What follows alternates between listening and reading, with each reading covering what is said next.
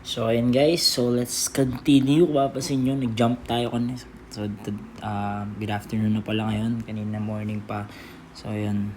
Nag-ano lang ako kanina dahil siyempre Sunday naman. Yan, and kumain din. So, yan, let's continue guys. I hope by the end of this day, sana mayari ko siya para masend ko na rin siya agad sa inyo. And, ayun. So, for the axial deformation,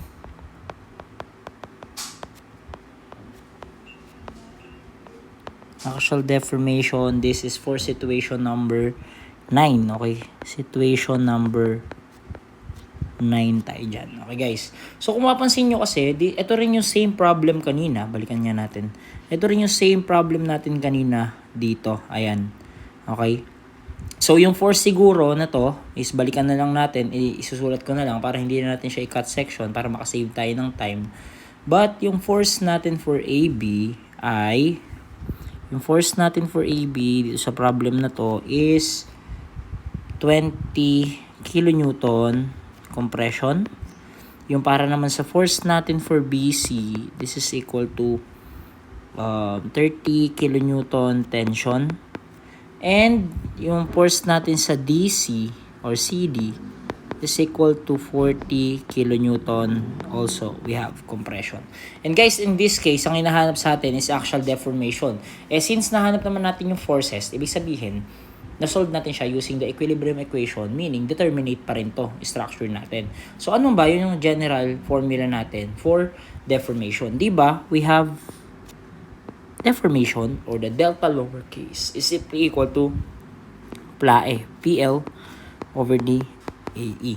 So, P is the force doon sa may cross-section na hinahanapan mo ng deformation. The length is the original length. The area is the cross-sectional area, of course. And yung E naman is the modulus of elasticity. Okay? So, yun guys. So, I think yun lang. So, for 27, bilisan lang natin siguro to. Dali lang to eh. So, for 27, deformation ng AB. So, sulat mo dito, you have the deformation ng AB. Ituloy-tuloy na natin siya. So, ang force ni AB natin, di ba, is, ilan? Kung mapasin nyo, di ba, na-solve natin siya kanina, 20 kilonewton. But, naka-millimeter to, and yung ipa-plug in natin na modulus of elasticity, by the way, this is, or, lagyan natin dito, 195 times 10 raised to 3, MPa na lang. Doon natin siya ipag-meet. Okay. So, ibig sabihin, naka-MPa siya. So, in this case, i-convert natin yun. So, we have 20 times 10 raised to 3. How about the length? Yung length ng AB natin is in millimeter. We have 400 millimeter. Okay. And then, for the area, ito guys, ang area natin dito is technically yung cross-sectional area ng portion natin na to, ng mababanat. So, 25 mm diameter, same area with kanina, pero direction natin dito. So, ang area ng AB is pi d square, tama ba? Ay, sorry. This is square tubular pala. Sorry. Based on the problem, based on the problem pala, hindi pala siya circle. Ang sabi pala dito, solid square rod. So, ang area nun is hindi, walang pi something, na mali lang ako, sorry. So, 25 square, so 25 square. Yan yung area nung ating AB. And then for E naman is 195 times 10 raised to 3. So, ang deformation natin, by the way guys, always, for concept natin guys, makinig ka, the deformation lagi, okay, tatandaan nyo, okay, note na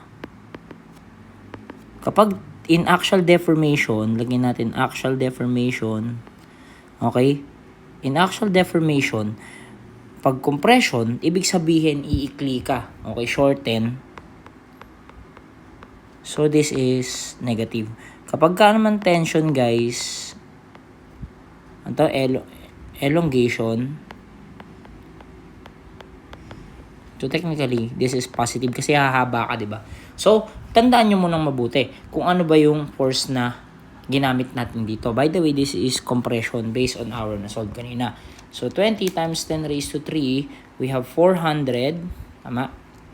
We have 25 square, and of course, we have 195 times 10 raised to 3. Makukuha natin dyan is, technically, makukuha natin na deformation ni AB is equal to, 0.66, 0.0 millimeter. But again guys, since this is compression, negative siya. Or mamaya, pag kukuha tayo ng total, ima-minus natin siya doon sa ating total length. Kasi nga, umikli siya. Okay? Dahil na-compress nga. Okay? So, but before that, iwan muna natin siya dyan. For number 28, okay, deformation ni BC naman yung kailangan natin. For deformation ni BC, kailangan lang natin ulit gamitin yung force ni BC, which is 30 kN. So, 30 times 10 raised to 3. And then, yung length niya is, we also have 400 millimeter. So, 4,000 yan. So, 400 millimeter lang din. Ngayon naman yung area dito, since this is square, guys. Ito lang. Diba yan yun? Ang sabi, this is 40 millimeter ba? Yes, this is 40 millimeter. At saka may thickness siya na 10. Okay? So, kung may 10 dyan, ilan na lang ito natitira dito? Okay, so meron kang 10 sa kanan, 10 sa kaliwa. Therefore, 40 minus 10 is equal to 20 na lang yung nasa gitna. So, ibig sabihin, kailangan natin kunin yung area ng buo minus area ng butas. So, pag ganun ginawa natin, we have 40 square minus 20 square multiplied by E na 195 times 10 raised to 3. If we're going to calculate that for BC, this is equal to 30 times 10 raised to 3, 400. We have 40 square minus 20 square, 195 times 10 raised to 3. Makukuha natin dito is 0.051. 0.051.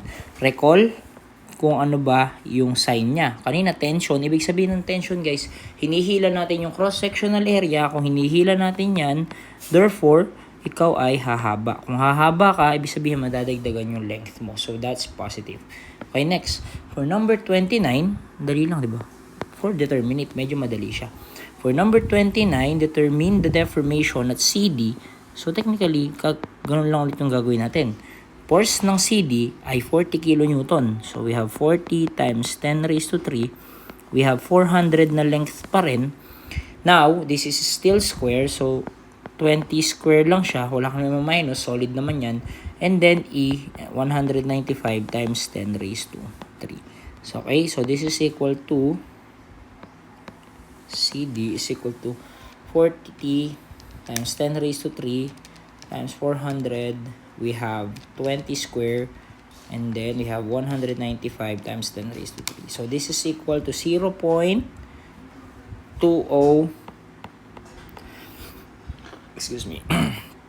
5 millimeter. And then, so solve ulit natin siya. Ay, titingnan ulit natin yung sign niya. This is compression. Therefore, mabawasan yung length natin. Okay. In this case, pwede na nating sagutan. Okay. For number 27, we have 0.066 millimeter. For number 28, we have 0.051 millimeter. And for number 29, we have 0.205 mm.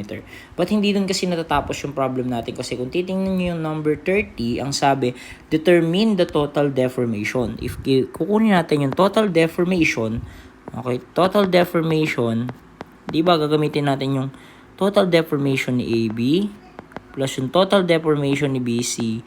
Sorry, this is positive or negative, positive or negative, positive or negative deformation ni CD. Bakit? Kasi nga, yun yung sabi natin kanina, i-note natin kung humaba ba siya o umikli. And again, kapag na-compress, iikli yun, mababawas yung length. Pagka naman nag-elongate, pagka naman na-tension, hahaba, madadagdagan. So, nagiging positive siya. So, for total deformation,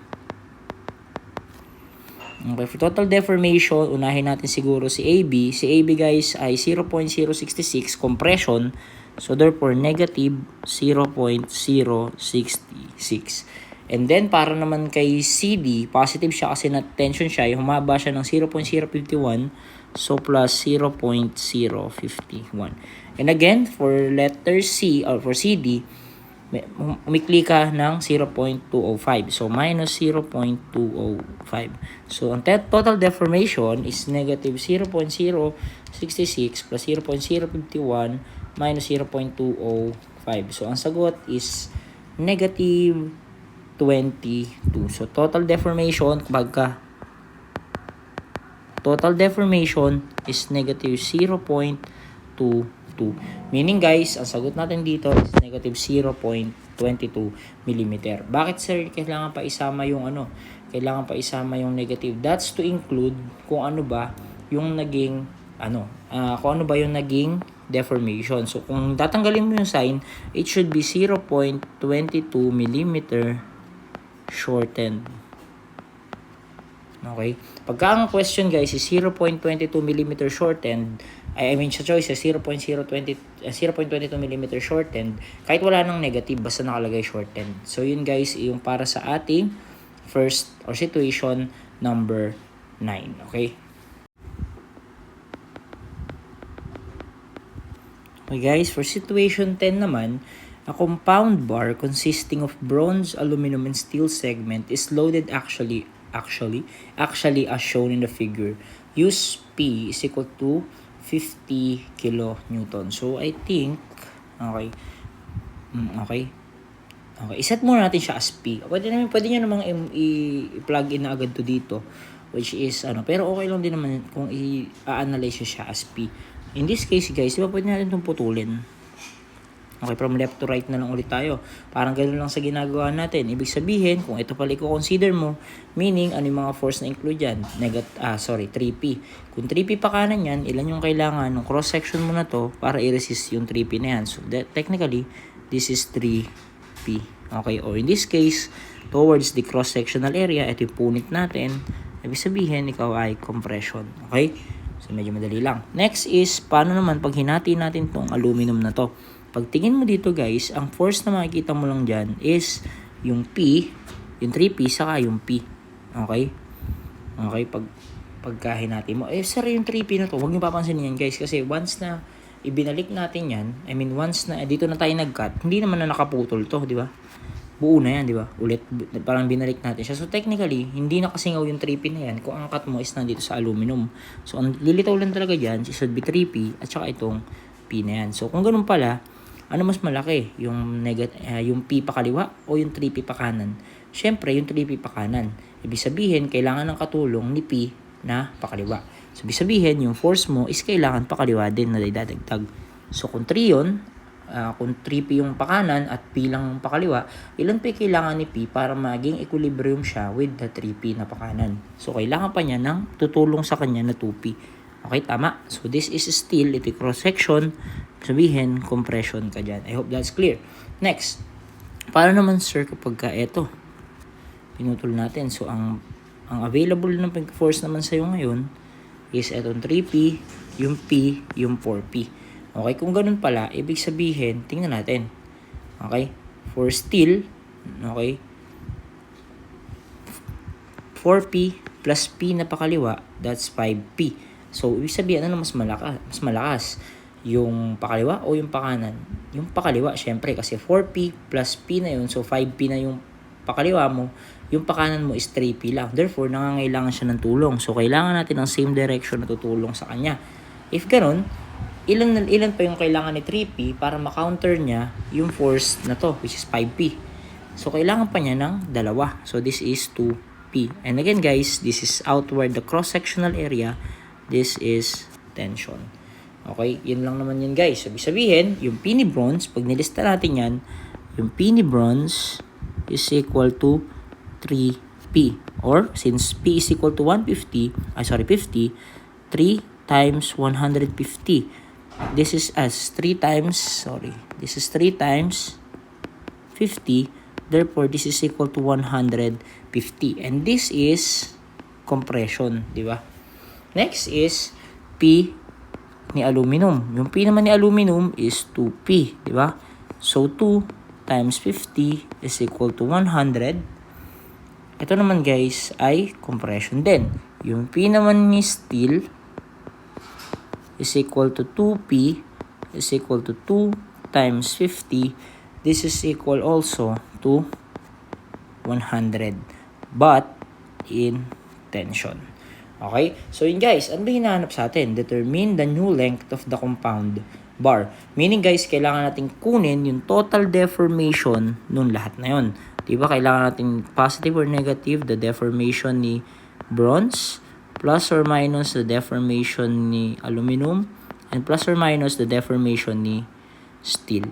And guys, papansinin nyo, compression is negative, tension is positive. So, in order for us to get the total deformation muna, okay, so yung unahin mo natin si bronze. Si bronze ay compression, so negative yan. Ano yung P ni bronze? Di ba 150? So, we have 150 times 10 raised to 3. Ano yung L ni bronze? You have 0.6 meter or simply 600 mm, di ba? Over, ano area? Ayun, binigay sa atin yung area ni bronze na 450 at yung E niya na 83 GPa, or let's convert it directly, 83 times 10 raised to 3 para maging MPa. So, yun yung para sa bronze.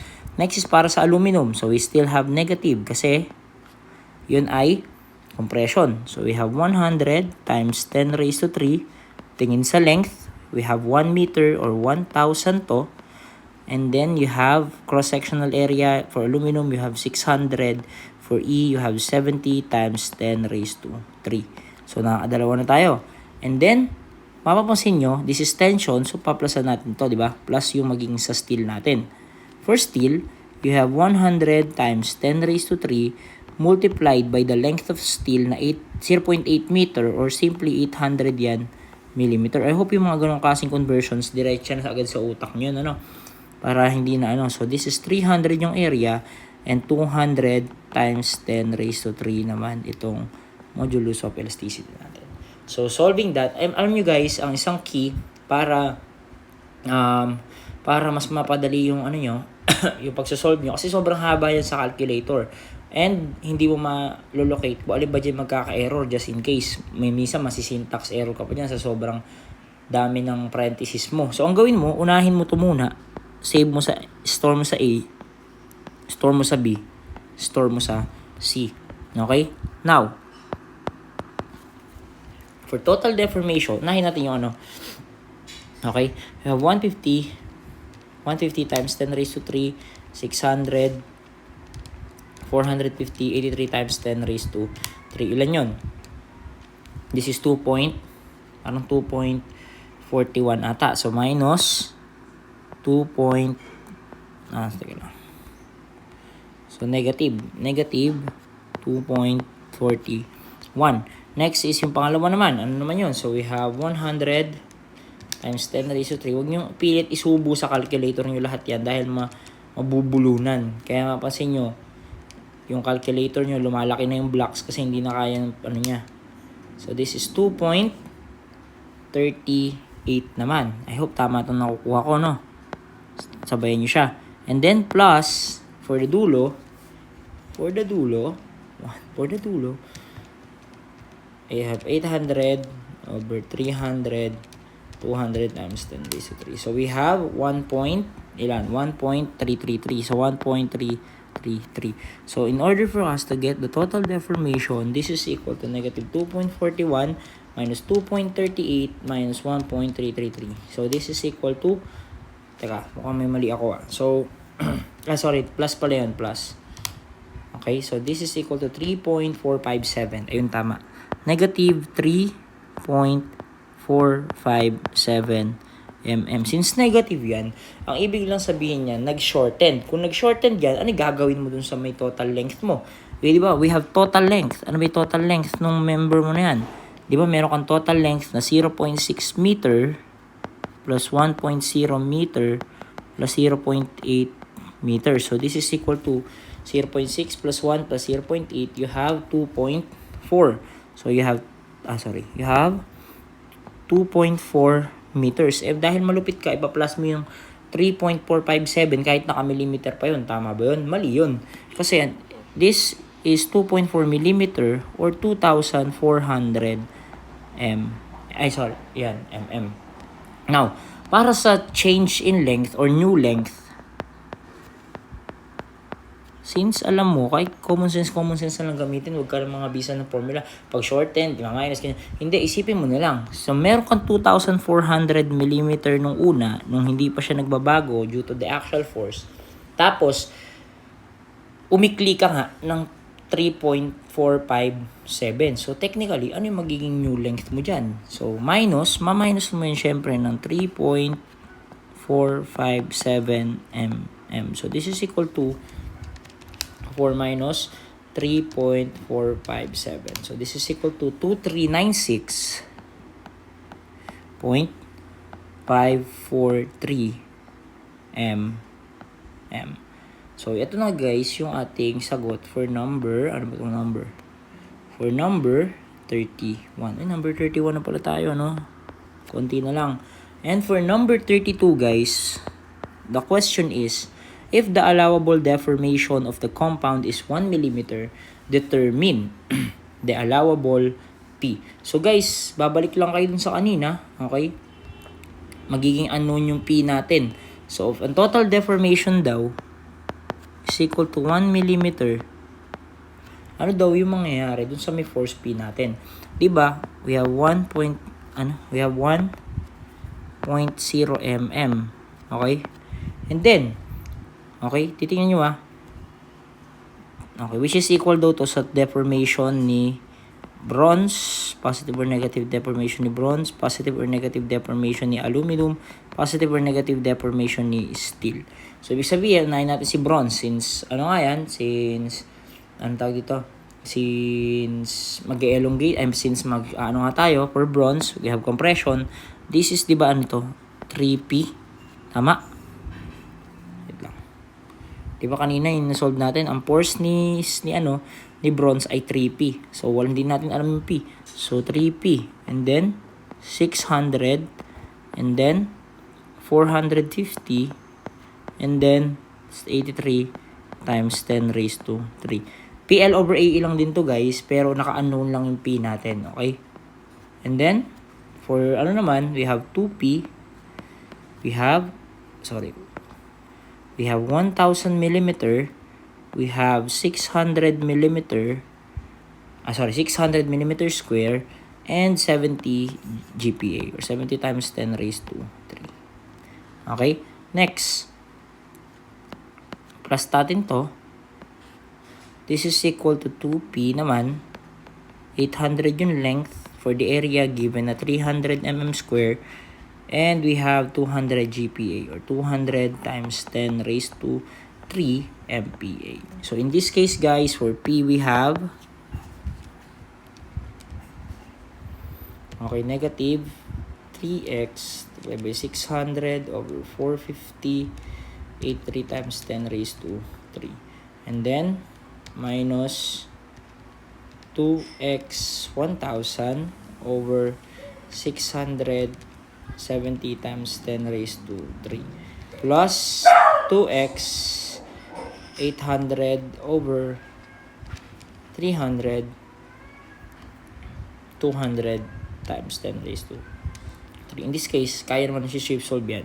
Ilapit na lang natin siguro. Okay? So, ilapit na natin siya sa 14.8.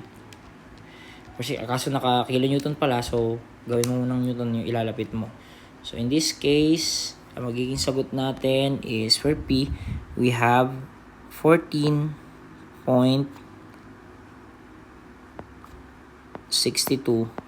in kilonewton na to guys in kilo newton. So technically, ito yung magiging sagot naman natin for the force P doon sa ating number 32.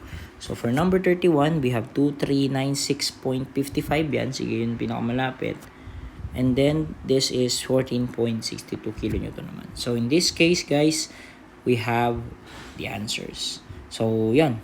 Okay, okay guys, so mapapansin nyo, medyo pahinto-hinto. Medyo masakit na sa likod kasi talaga. Dami. So anyway, let's continue. For situation 11, same, nandito na tayo sa So situation 11. Situation 11. Okay. Kung mapapansin nyo guys, sige, let's read the raw. Okay. Okay, and then ayun, so we have force P na papunta dito. Sorry. Wait lang. Okay, so this is 4 meters kalahati. This is 4 meters. The other one is 4 meters. Okay, and then supported dito sa dalawa na to. Okay. Then, this is mula dito sa baba. Hanggang dito sa is 3 meters. Hanggang dito sa point na yan. Okay. So, sabi niya, determine the horizontal displacement of C when P is equal to 30 kilonewton. Diba guys, ang billing ko sa inyo before is una, pag nakakita kayo ng ganitong problem, una hanapin nyo muna yung magiging deformation. So, pangalanan natin, this is A, this is B, this is C. Ngayon guys, the first thing that you need to do is to determine paano ba magdi-displace ito sa tingin nyo. So, if this is force P, okay, paano ba sa tingin nyo siya magdi-displace? Yun guys, yung gagawin natin. For example, okay lang. Gawin natin tong ganito. Okay guys, so technically magdi-displace yan na pag ganyan, tama? Dahil hihilahin mo yan. Ngayon, sir, magkakaroon po ba yan sir ng vertical displacement? Yung point po ba na to, bababa po bang pag ganyan? Hindi guys, kasi yung force mo is along the horizontal line lang, tama? And supported kasi siya doon sa both ends. So, technically, hindi ka magkakaroon ng vertical displacement doon sa may structure mo. Okay, so ganyan lang yon. And then, ayan guys, yung possible na deformation natin. Now, ibig sabihin, itong 8C, di ba, ito yung C natin. Yung AC na to, okay, this yung ire-red ko. Itong AC na yan, is yan yung elongated length. Ibig sabihin, humaba ka. Dahil hinila mo, humaba ka. Ito naman, is iikli ito. Dahil, na-tense siya. Tama? Pero, ang focus natin na lang siguro is the elongated length of AC. And, paano natin mahahanap yung elongation na yun? Siyempre, guys, kailangan natin magkaroon na, or kailangan nating mahanap yung force inside the AC. If P daw is 30 kilonewton, di ba ang ang deformation formula natin is PL over AE. Di ba ang kailangan nating hanapin guys is yung deformation ni AC. Ito lagi yung tatandaan. Kung deformation ni AC, kailangan internal force ni AC, length ni AC, area ni AC, at E ni AC. Ganyan guys yung hahanapin natin.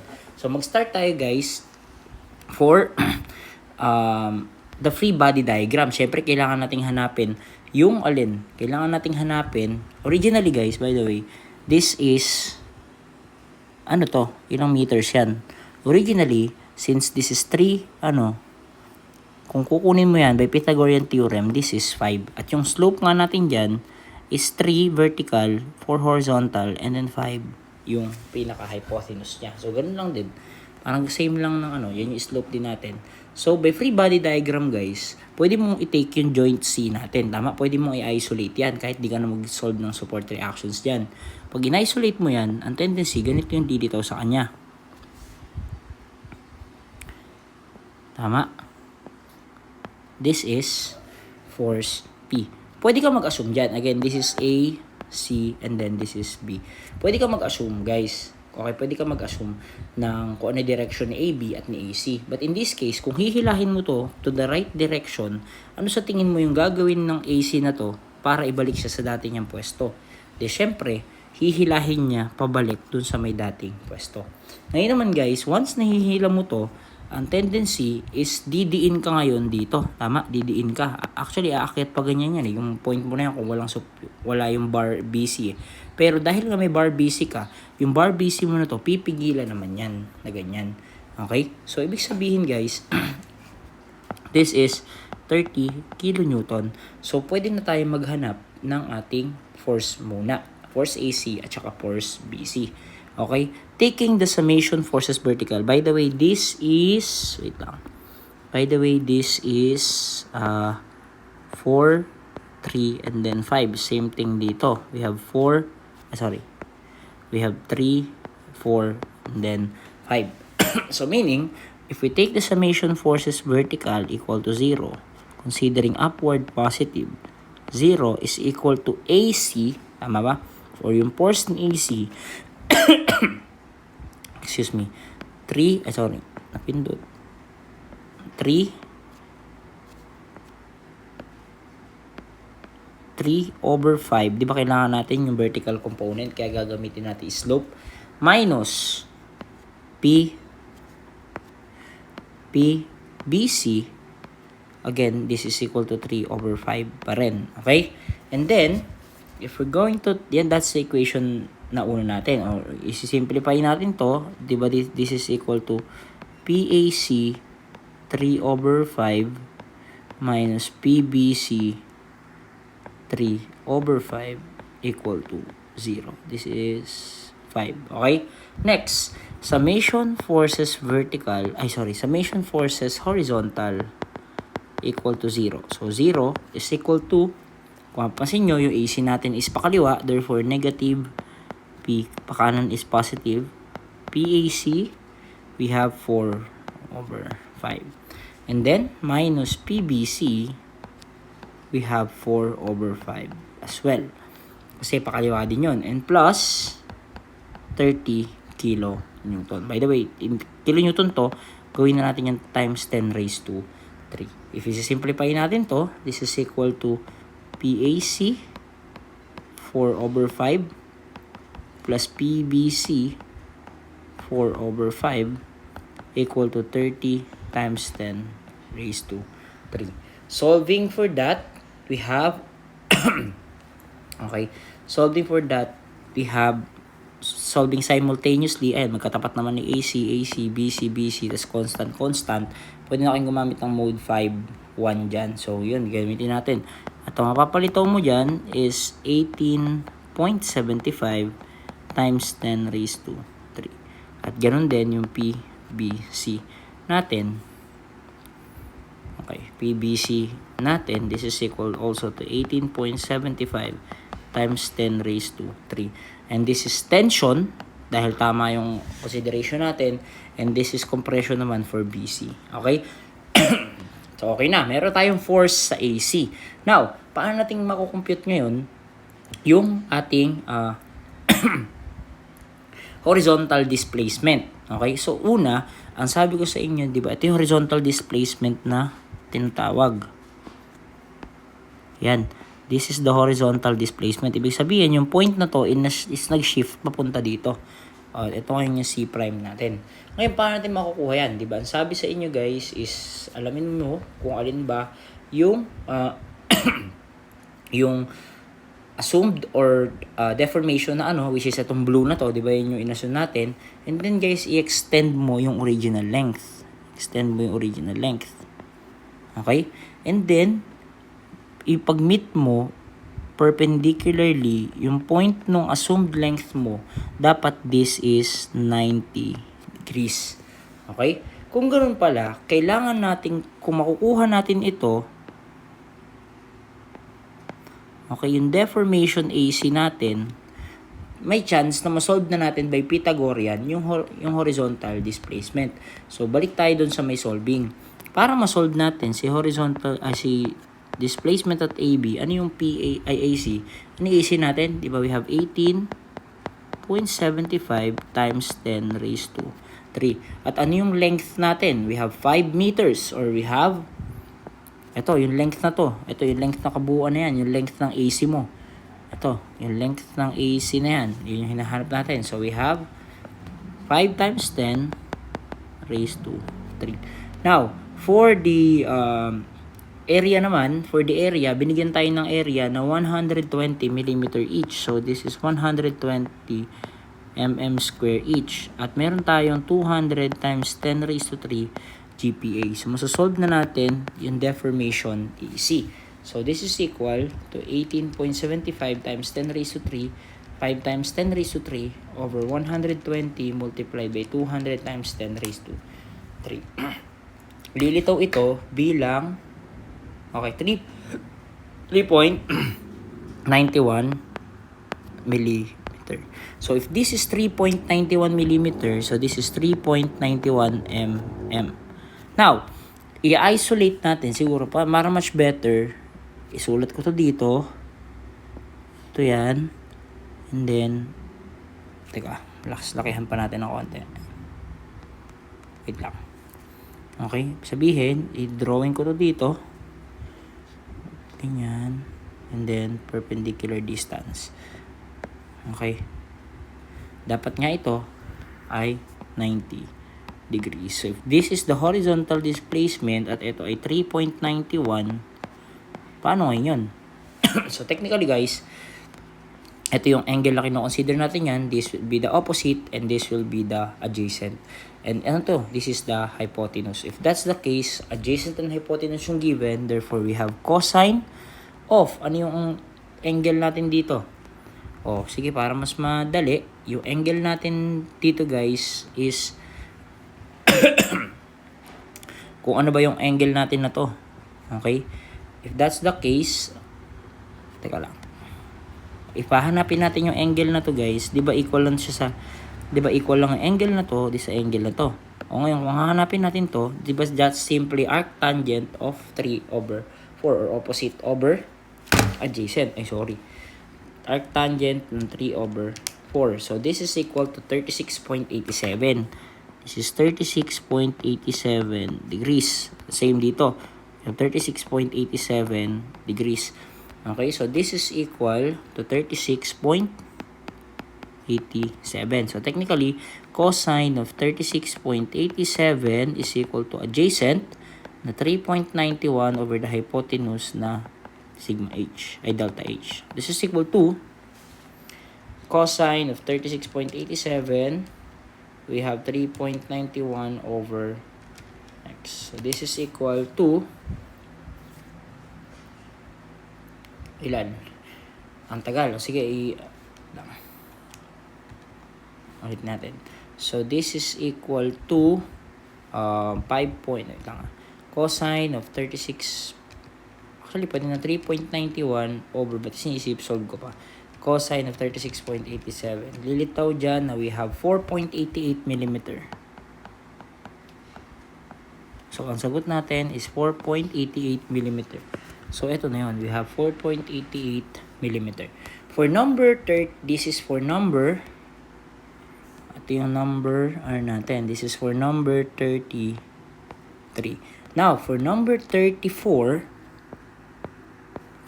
okay, determine the load P if the horizontal displacement at C is limited to 2 mm. If that's the case, guys, balikan nyo lang. So, siguro, mabilis na lang yun. If we have cosine 36.87 is equal to the deformation natin. Tama ba? Kasi, ulitin ko. I-drawing ko ulit. Teka lang. Dito natin kunin. Okay.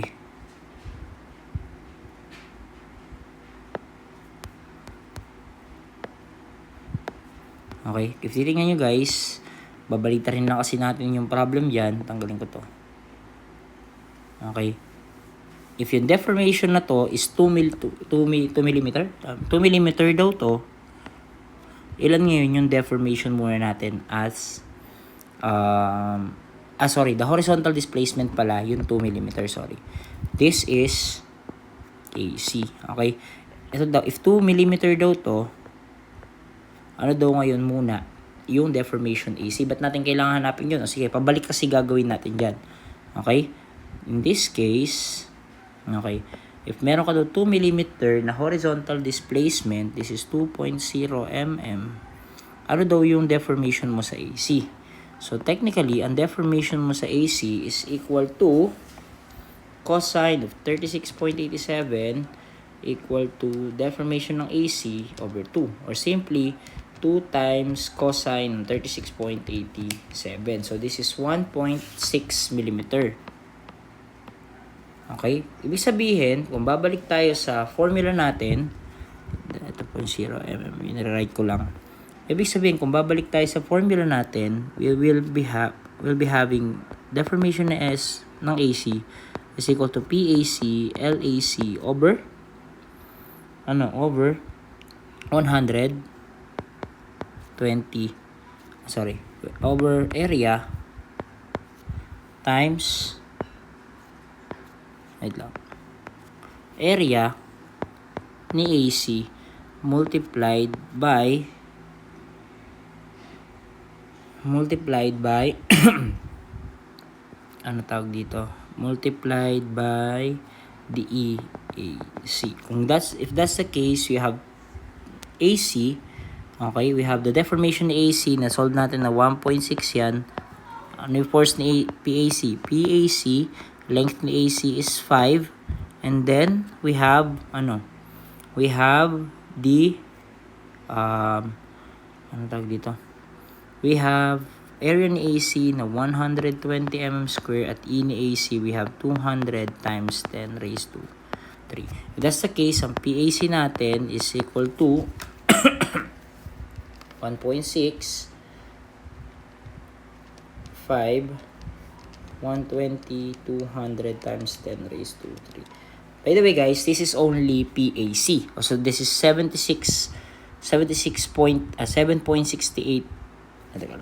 divided by, sorry, that's 5, ano pala, ito pala is 5 times 10 raised to 3 dahil siya ay naka millimeter. So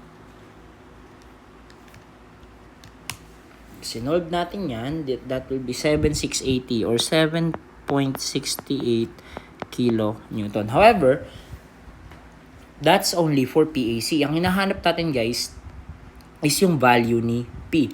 Okay?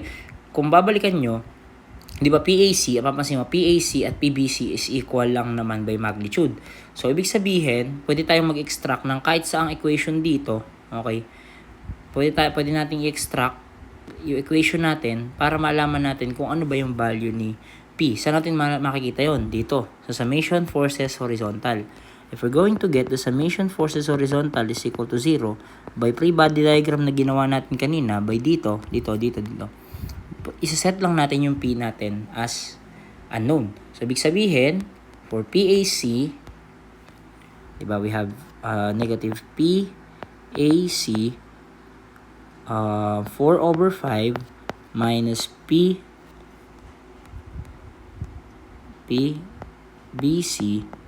4 over 5 and then plus P. Okay? And then guys, di ba nga sabi natin kanina, kung mapansin nyo, yung magnitude natin ng PAC is equal lang to PBC. Kung gagawin nyo to na 7.68 at gagawin nyo rin to na 7.68, ano ngayon yung kakalabasan ng ano natin? By the way guys, ano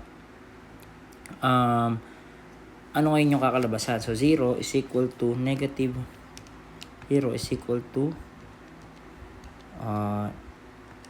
negative 7.68 4 over 5 minus 7.68 4 over 5 plus x I plus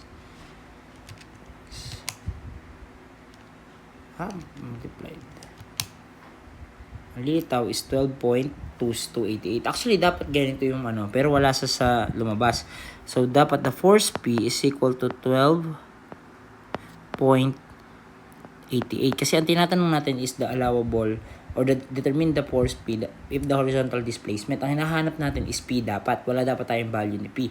Ngayon, yung 7.68 kasi is only the internal reaction ng AC doon sa may force P mo.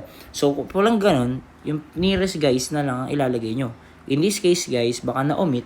So, 7.68 yung pinakamalapit na pwede mong maisagot dyan. Kasi technically guys, dapat 12.88 kilonewton talaga. Bakit? Dahil ito yung force P natin based doon sa internal reaction na itong isa na to. Okay? So, in this case, ang sagot muna natin is 7.68. But take note guys na if force P yung hinahanap, babalik kayo sa free body diagram. Okay? Kaintindihan? Okay. So, that's for situation. Anong situation na ba tayo? That's for situation 11. Okay. So, yun guys. Ngayon naman is dadako tayo for, I think we are 4 items away bago matapos. Okay. So, nilipat ko dito yung tanong at saka yung figure because medyo nagkahiwalay pala dito. So, sabi, determine the stress. By the way, this is actually axial strain in indeterminate structures na. Paano ba yun? Diba guys, sabi natin, okay, at least kailangan mo ng 1, 2, 3. And then, para ba nasasabing indeterminate? Kapag hindi mo na kayang isolve using the 3 equilibrium equations, yung problem mo. Okay? So, ibig sabihin guys, kahit anong gamit mo ng free body diagram, is may natitira talagang unknown. Okay? So, regardless kung ano yung gamitin mo, talagang hindi mo makukuha yung tamang sagot. Anyway, so, in this case, di ba pagka ganun ginagawa natin, di ba nagkakaroon tayo ng compatibility equation, dalawa yung pinagdadaanan natin. We have the compatibility equation and of course, the free body diagram or by force equilibrium. So, in this case, guys, okay, dalawa yung muna gawin natin. Una is from FBD. Okay, from FBD. By the way, guys, baka kasi guys, nako-confuse tayo when it comes to the free body diagram at in terms of compatibility equation. Kasi minsan naiisip natin na bakit yung direction sa free body diagram. So in this case, tingnan natin. Okay? Paano ba sinasabi ko na yun? So by free body diagram, okay, pagka hinila mo to, okay, lalagyan ko yung beam, tatapatan ko na lang. Okay? Yung pinaka natin dyan, tatapatan ko na lang. So this is ito yun. So this is 4 meters. This is A.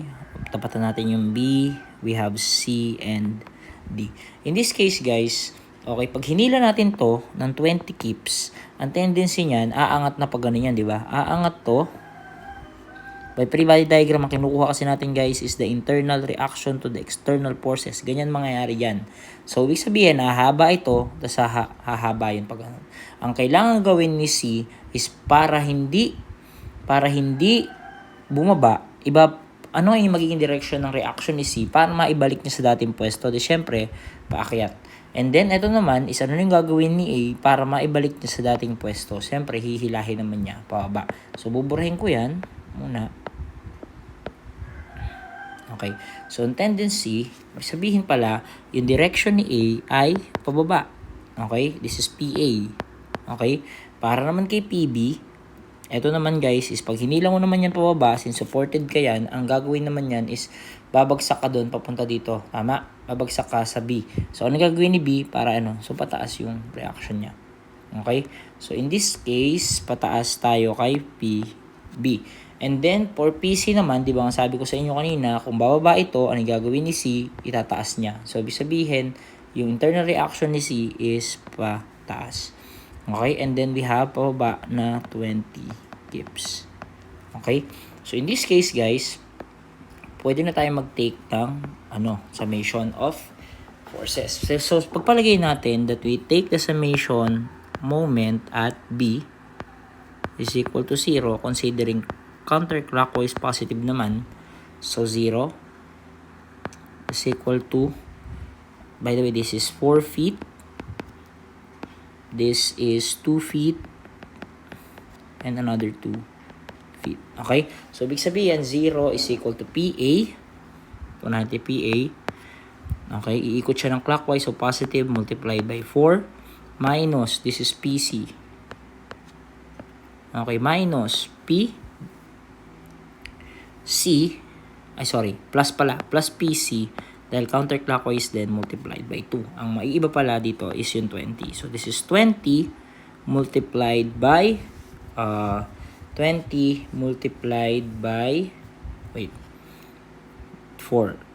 Okay? So, this is PA is equal to PA 4PA plus 2PC is equal to 80 kips or 80 times 10 raised to 3 pounds. Okay, so that's our equation number 1. So this is our equation number 1. So naka-extract na tayo ng equation from FBD. Ngayon naman from compatibility, from deformation.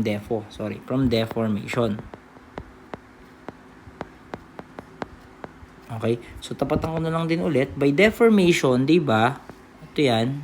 Example, ayan. And then, di ba, ang magiging deformation natin, di ba, guys, ang magiging deformation natin, kung ganyan, is, kung titingnan nyo, pag hinila natin to, di ba yun yung sinabi ko nga kanina sa inyo na gaganyan yan. Okay? Tama. So, ibig sabihin, kunin ko to, lipat natin to sa baba. Di ba ganito guys ang magiging itsura niya? Ayan. Pag ganyan. Okay? So, this is 4. Wait lang. Okay. Teka. Tanggalin na nga natin. So, dito na lang natin isulat. So, di ba guys, magiging ganito yan? Bako lang konti.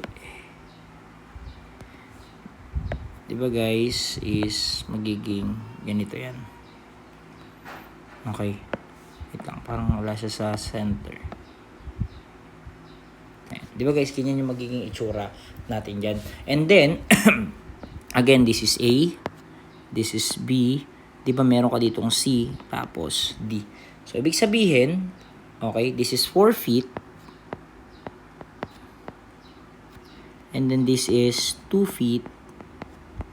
And then this is 2 feet as well. Okay? Guys, kung titingnan nyo, di ba ang magiging deformation natin for A is eto. This is the deformation ni A. And then hahaba kasi yun, di ba? And then ito naman is magiging deformation ni C. Tama ba? And then, okay. Okay. So, ibig sabihin guys, paano ba natin ma-relate? Di ba naka-extract na tayo kanina ng equation doon sa kabila, dito sa 4PA plus 2PC.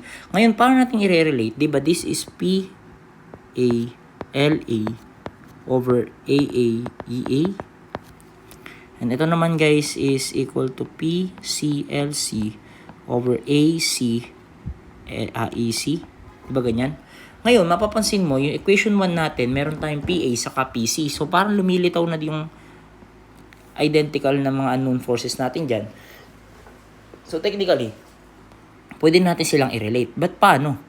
Diba guys, pwede tayo magkaroon ng ratio and proportion. Okay? Yung deformation ni A is when X is equal to 4. Yung deformation ni C is when X is equal to 2. Tama? Ito, sabi yung daw deformation, ito daw, yan yung red. Ito daw deformation na to is yung X niya is ito. Yung naman deformation na to is if X niya is ito namang 2. So parang by ratio and proportion, same ng slope, pwede natin gawin yan.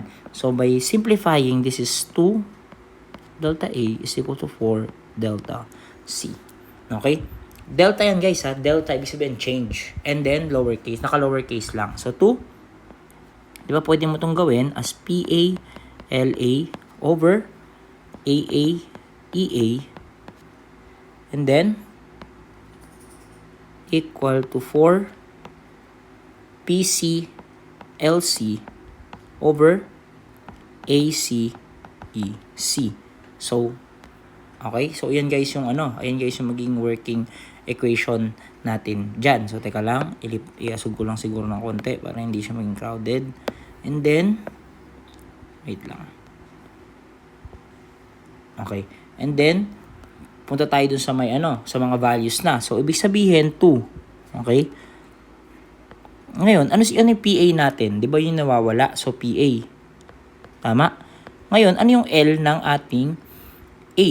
Ang L ng ating A is 4 feet. Pero since naka-inches tayo, therefore, this is 4 times 10 raised to 12. 4 times 12 lang pala. 4 times 12. Okay? Now, ano ngayon yung area natin sa A? Ang area natin sa A is 0.75 inches square. So, 0.75 inches square. At ang E natin ay 29 times 10 raised to 6 PSI. So, we have 29 times 10 raised to 6 PSI. Okay? Now, if we are going to equate this one naman to 4, okay, PC. Diba? PC. Ano ngayon yung length ng PC natin? Yung length ng PC natin is 3 feet. So, technically, this is 3 times 12. Ano ngayon yung area? Dito na nga tayo tumingin. Ang area is 0.5 inches square. And then, you will have 29 times 10 raised to 29 times 10 raised to 6. So technically, ito na guys yung na-formulate natin na equation by deformation. Ngayon, this will be our equation 2. Sige, pwede ko na itong i-declare as our equation 2. Ngayon, paano natin gagawin yun? So, we need to solve simultaneously for the, para makuha natin yung mga values ng forces. In this case, guys, makinig. Okay? Pwede ba natin to i-simplify? Mapapalitaw lang natin is PA. Therefore, PA is equal to, let's say, 80 minus 2PC. Okay?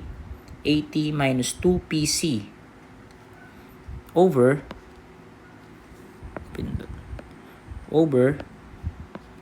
4. Pwede ba yun? Actually, guys, pwede. And then, kung titingnan nyo, PA is equal to magiging 20 minus 0.5 PC. And by the way, guys, yung 20 na to, okay, PA na yan is equal to 20 times 10 raised to 3 pounds minus 0.5 PC. Para pound yung lilitaw sa atin.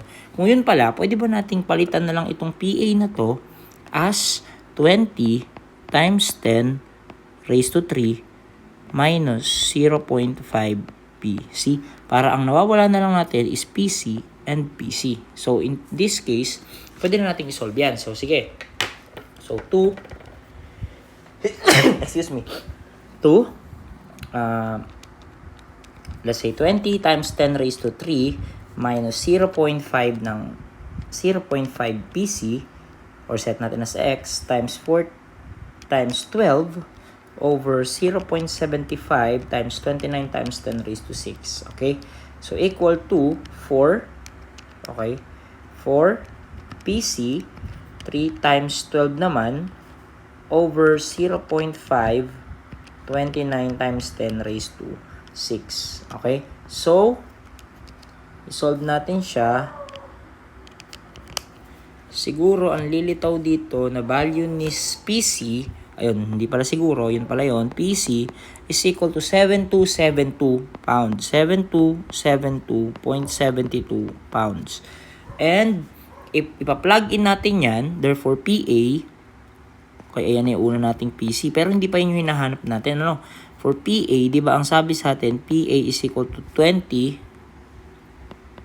times 10 raised to 3 minus 0.5 ni PC. At ang value ng PC natin is 7272.72. Ano ngayon yung value ni PA? Ang value ni PA ay 20 times 10 raised to 3 minus 0.5, 7272.72. This is equal to 16,363. Okay? 0.64. So, this is 16,363.64. Ayun, adds naman, 64 pounds. So, ayan ngayon yung PA natin. However, hindi pa kasi yan yung hinahanap sa atin. Ang hinahanap sa atin is determine the stress in rod A at stress in rod C. So, in this case, guys, we are going to get the stresses. So, pagka kinuha natin si stress ng C, this is technically 7272.72 over the area ng A, which is ng C, which is 0.5. So, technically, this is equal to 72.72 divided by 0.5. This is equal to 14.545 pounds. Or, kung titingnan nyo naka-KSI, so this is 14.55 KSI na lang natin. Or divide nyo sa 1,000. For A naman, this is equal to 16,363.64 over 0.75 naman ng area ni A. Tama? Ibig sabihin, 16,363.64 over 0.75. So, this is equal to 21.8. Okay, this is 21.8 KSI naman. So, meron na tayong sagot. We have, for number 35, this is for number 35, and this is for number 36. For 35, guys, we have 14.55, and for number 36, we have 21.81 KSI. Then, meron pa tayong isa dyan. We have the vertical displacement at point D. Guys, ang vertical displacement at point D is, kung titingnan nyo mabuti, hindi ba guys, na kung ano yung displacement natin sa A is equal lang sa displacement natin dito sa D? Paano? Paano po yun, sir? Kasi kung titingnan nyo mabuti, 4 yung base na to, di ba? 4 yung base din na to pag tinotal mo yan.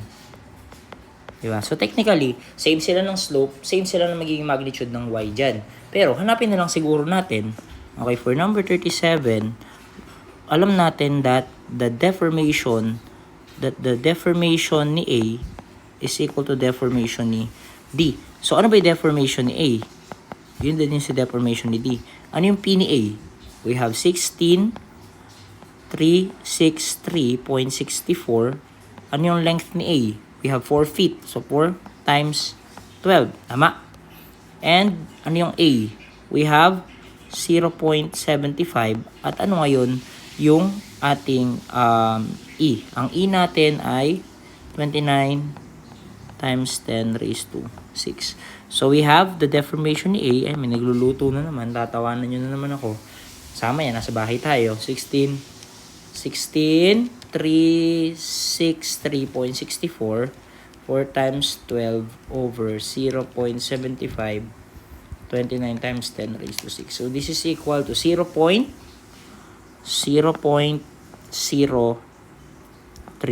or based on the problem, yung deformation natin at A is equal to deformation at D. This is equal to 0.04.